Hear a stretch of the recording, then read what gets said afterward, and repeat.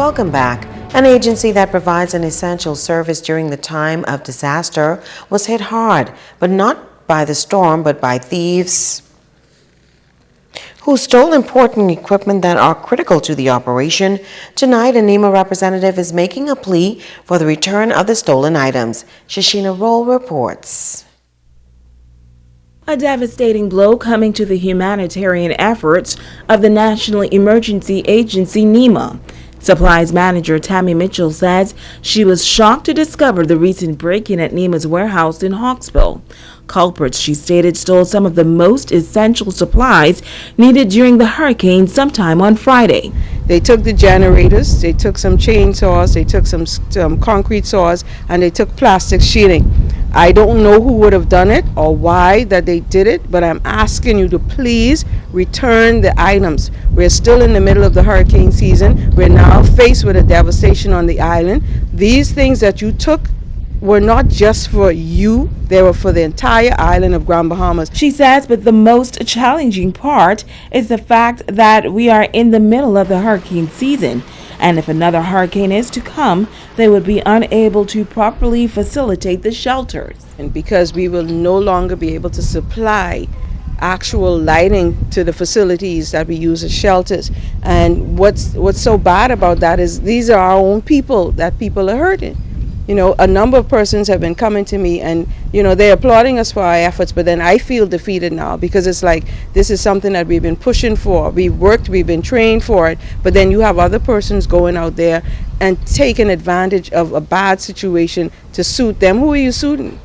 You're hurting your own people, and you move things that are needed at this time. There has been a number of break-ins and looting since Hurricane Matthew has passed. Mitchell is warning residents not to accept stolen items. If you come across someone trying to sell a generator, especially if you know that they basically are not a store, you need to check it, and you need to check it properly. There are markings on our generators. Our generators has NEMA's name all over them. We do have serial numbers that I do have on hand for all of them, as well as photos of all of the items that would have been taken out of here. So it's not like there is not a trail that we can know what is our supplies or our equipment. We just want you to know that if you want to just leave them here at the gate, I'll be willing to meet them here.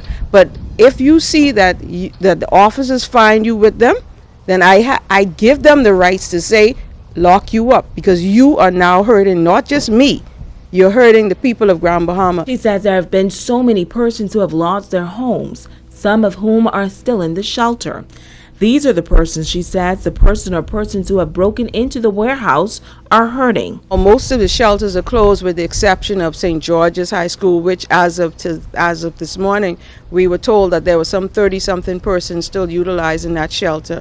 But Shashina, when you go around Grand Bahama, persons may not be in shelter, but they are staying in the local hotels. They're home with family members because literally they're walking up to the gates here and they're lost, and you can see it.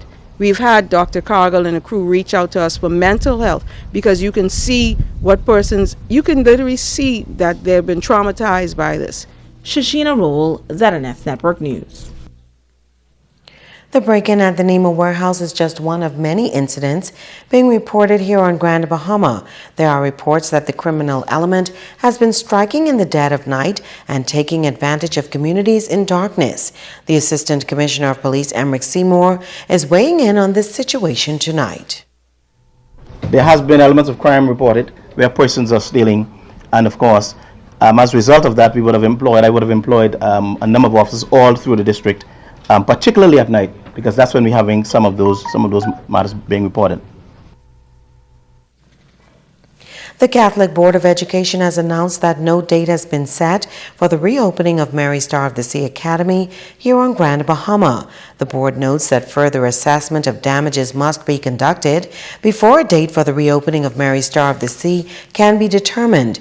Meantime, the Catholic Board of Education states that as a result of the number of instructional days lost, midterm for all Catholic schools has been canceled. Midterm was originally scheduled for Friday, October 21st and Monday, October 24th. All staff and teachers who are able are asked to report to their respective schools tomorrow, October 11th at 9 a.m.